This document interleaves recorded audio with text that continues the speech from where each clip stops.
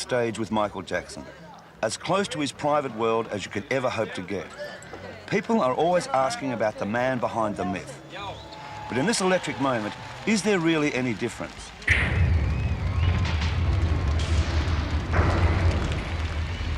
If you want to find out more about the real Michael Jackson, you start here, at his magical launching pad, and let yourself be part of the illusion.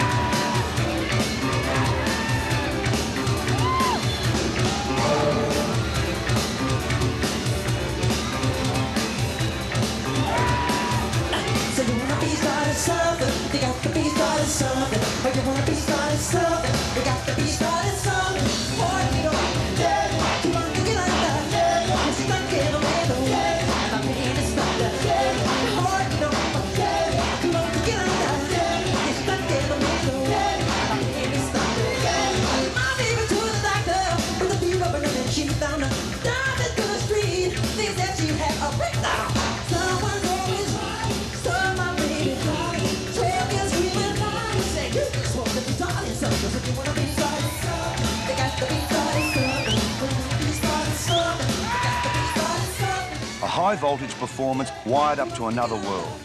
The man they call Pop's Peter Pan is in full flight. If there was ever a pure entertainment machine, you're watching it.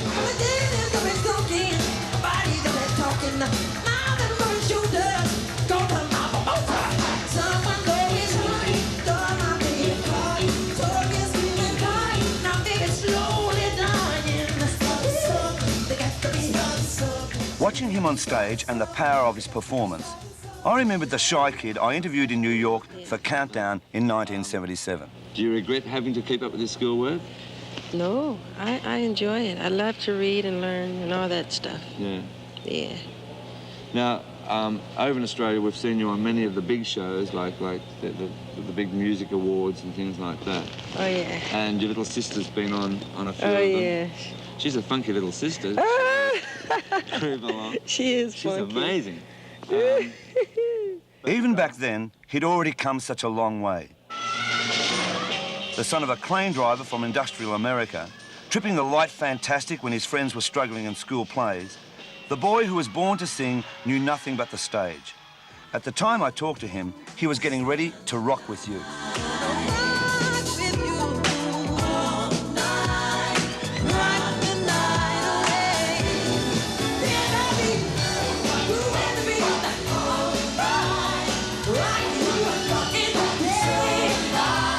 Years and tens of millions of records after, the song remains the same, but the singer has become far more elusive.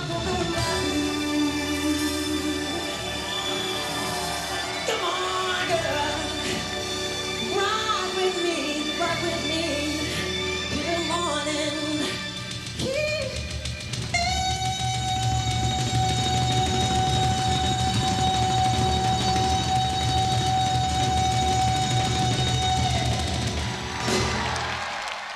Waiting in a Tokyo hotel room, I still can't quite believe that of all the world's press, Michael's agreed to talk to me again. His first major TV interview this decade. Hi, Michael. Nice to see you again. But you don't get this deep inside the fortress without conditions. Strict limits on time, even the number of questions. I took Michael back to our interview all those years ago. You had a lot of aspirations at that time, a lot of dreams. Would it be fair to say that a lot of those dreams over the last 10 years, because it was in 1977, that interview, have come true for you? Most of my dreams seem to come true, and I'm so thankful that they do. I don't know over what period of time, but I I have lots of dreams, and they usually come true, and I'm so glad.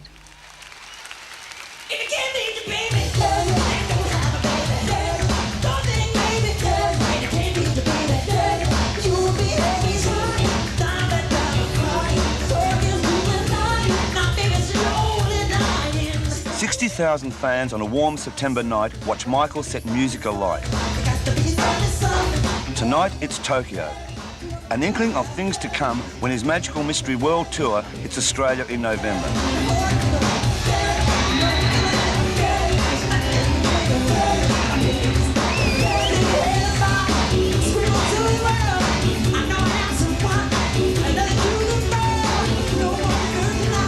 Even if his music is not your style, few can resist the Lord of the Dance.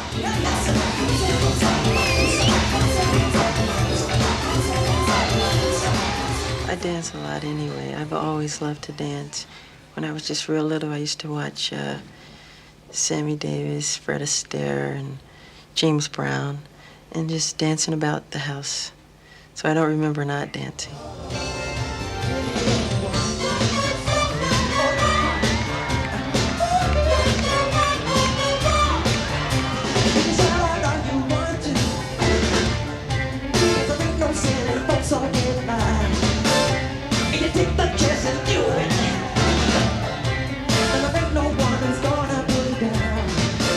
Like all superstars, Michael has to deal with a plague of allegations about his private life. Headlines which paint him as a weird recluse. Rumours about his supposedly mammoth plastic surgery. About his supposed fascination for bizarre relics like the Elephant Man. How much of it is true? Ask the question, and you meet Michael's manager, cigar-smoking Frank DeLeo. He joined the interview as Michael's friend and chief minder. Now, about those headlines. Does it affect you? Does it hurt you to see some idiotic stories that are written? Yeah, I'll answer that question if you don't mind. It hurts me. And if it hurts me, I know it hurts Michael. He's a little more blasé about it than I am. I mean, he just sort of shrugs it off. But I find it very terrible that some of the stuff that is written, particularly about plastic surgery. And it's the majority of it, not the majority, all of it is garbage and rubbish. And, you know, if that's the best thing that's the only thing they can figure out to do with their life, then, you know, they're pretty sick people. Avoiding the spotlight off stage for this most wanted star requires some extraordinary escape routes. And in talking to us, Michael at least confirms one of those myths, that he dons disguises to slip unseen into the real world. I like to sneak into theaters without being noticed sometimes. Sometimes there's really nothing you can do about it. It's the price you have to pay. Well, I've heard sometimes you turn up in the most unexpected places to your friends dressed in that they don't even recognize you. I have incredible disguises. I can fool my own mother. And I enjoy doing it because I get to see life the way it really is sometimes, which is fun. But when Michael does step out as himself, it's an event. While in Tokyo, we were lucky enough to catch a rare glimpse of Michael's home video, showing a Jackson shopping spree. Together with a few select friends, Michael has a huge department store to himself. It's the same as blowing into. Well, you can't. It's not the same as. Can you get any sound out of it? You need about 3 years of practice to really get the sounds out. When you're locked inside the four walls of fame and looking out at the crush of fans looking in, there's nothing quite as precious as one true friend. He's on down the road. In Michael's case, that friend is Quincy Jones. They met on the film set of The Wiz. I met Michael at Sammy Davis's house when he was about 12. And you just fall in love with Michael at any age. And The Wiz was when we really connected. Then he was a scarecrow, and he'd pull out bits of paper, quotes with Confucius, etc., all these great philosophers. And one time he says, blah, blah, blah, blah, blah, sign, Socrates. And he kept saying Socrates, Socrates, Socrates, and nobody would correct him. And after a while, I took him over to the side. I said, Michael, forgive me if, but it's Socrates, And at that moment, our eyes met, and something happened that's never changed since then. Quincy Jones has produced Michael's 3 major solo records, including pop's biggest-selling album of all time, Thriller. Were you aware of the sales? Did you Yes. check up on sales each week and realise that it was doing this? I pretty much did the album and just sat back and watched because it was another one of my dreams. I knew it was going to do what it did.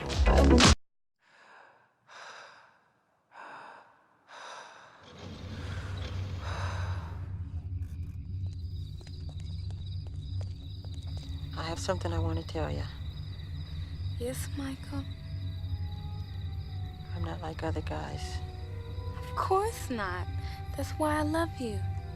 No, I mean I'm different. 'Cause this